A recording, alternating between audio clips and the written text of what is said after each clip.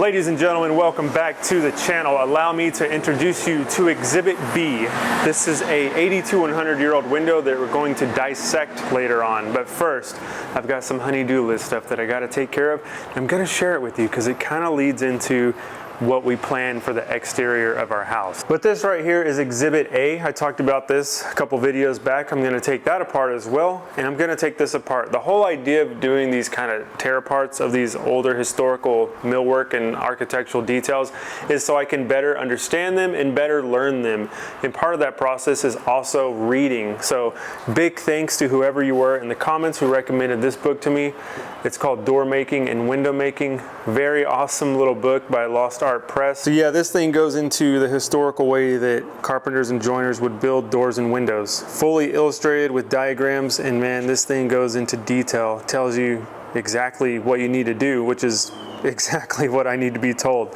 So there's your jamb right here. Here's all the moldings for that, muntin bars, all that stuff, mullions, different kinds of windows, casement windows, all that stuff. So this has been a big help, and I just picked this up yesterday and I've already devoured quite a bit of it because it's super interesting. And another book that's been very helpful is this Amana tool catalog here. They've got every bit that I'm gonna need to reproduce an old historic window like that. And I actually placed an order this morning on this OG window sash and rail kit.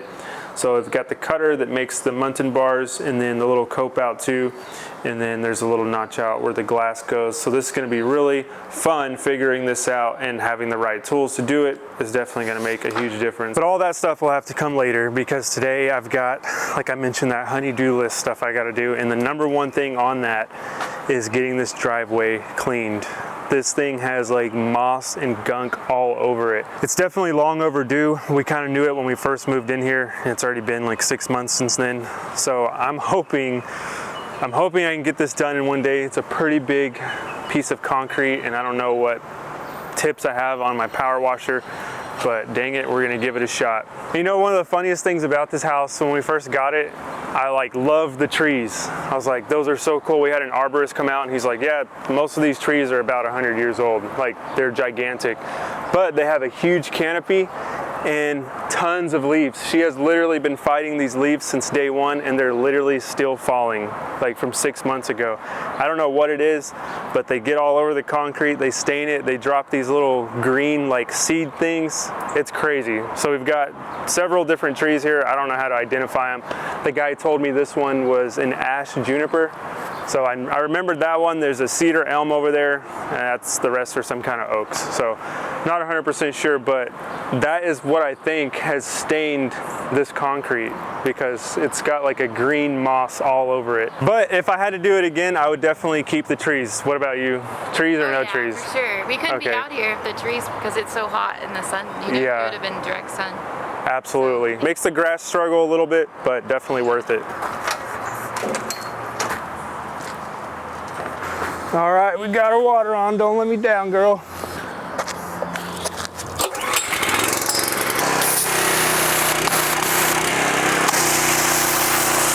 Oh yeah.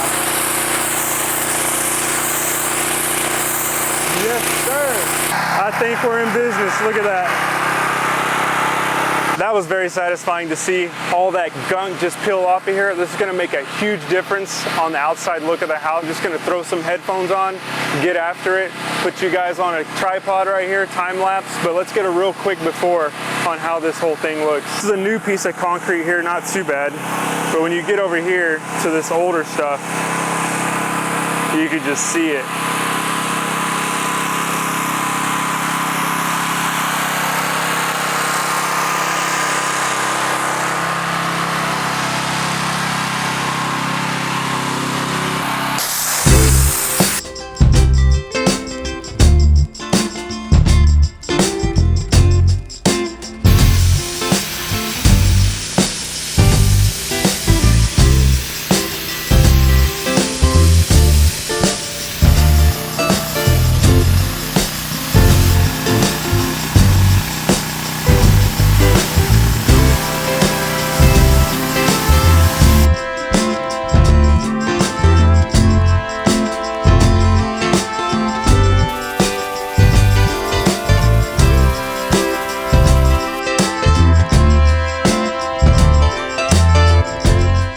So look at this before and after here. You can see there's like actual moss growing on this concrete. But the good thing about this, it comes off really easy, and just passing over it one time, really. I go back and forth and kind of pass it twice, but passing over it just cleans it up to look pretty much brand new.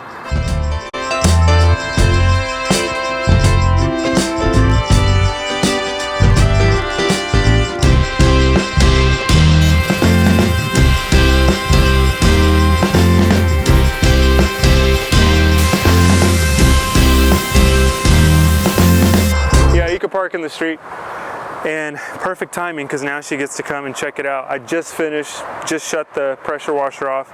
This place looks like a whole new house. It is crazy the difference that made. It's like a fresh coat of paint, but like in reverse, like you're taking something off. Welcome to your new driveway.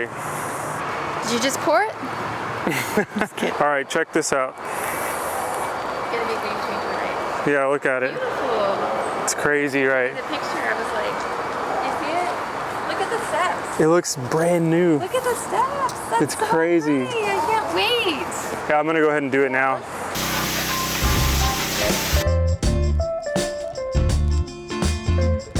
All right, guys, I think that is enough for one day. I don't think I'm gonna get to that window today. I need to go take a shower because I am absolutely destroyed.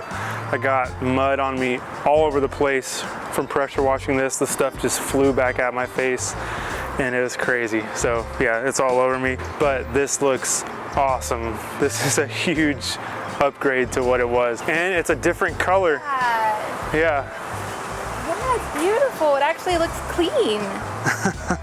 Like it looks like a border. Yeah, it looked like just mud. All my plants will need to be rinsed, but that's okay.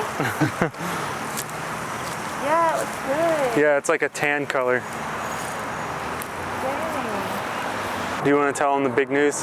Why we started this? Or why I brought the pressure washer out. What's the next thing I'm gonna pressure wash? The house, yeah. Because we're gonna paint it. yeah, we're gonna paint it. So yeah, historical house, blah, blah, blah. I hear people say, don't paint those houses. Look, this thing is washed out. It needs to be clean. It needs some updating. And we're gonna be the ones to do it. My neighbor over here just did it, and I like the look of it. His brick was really in bad shape too. And another reason we want to do it is we want to add some windows, and there's no way we're going to be able to match this brick or this mortar. And you know, there's some repairs. This house has got some cracks in it, and it'll just look bad if we try to patch it up and make it look good. So we're going with a creamy white. I'm thinking alabaster or something like that. But yeah, that's kind of the whole process of getting started with this pressure washing, and that's the next step. I'm going to start pressure washing tomorrow, probably the whole outside of this, I think, or John's going to do it, one of us.